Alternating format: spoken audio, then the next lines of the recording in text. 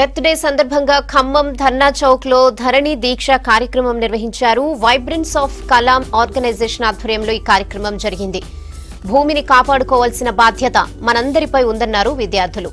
ప్రతి ఒక్కరూ మొక్కలు పెంచి పర్యావరణాన్ని కాపాడాలని కోరారు.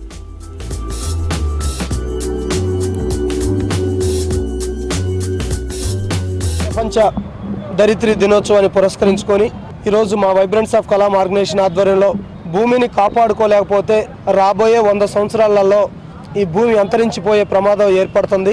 అందుకు ప్రతి ఒక్క మానవుడు ఈ భూమిని కాపాడుకునే కార్యక్రమాల్లో భాగస్వామ్యం కావాలని, పర్యావరణం పట్ల, మొక్కల పెంపకం పట్ల, వాయు కాలుష్యం పట్ల, జల కాలుష్యం పట్ల అప్రమత్తంగా ఉండి ఈ భూగ్రహాన్ని కాపాడుకునే కార్యక్రమాలని ముందుకు తీసుకెళ్లాలనే ఉద్దేశంతో ఈరోజు మేము ఈ ధరణ దీక్ష అనే కార్యక్రమాన్ని ఏర్పాటు చేయడం జరిగింది.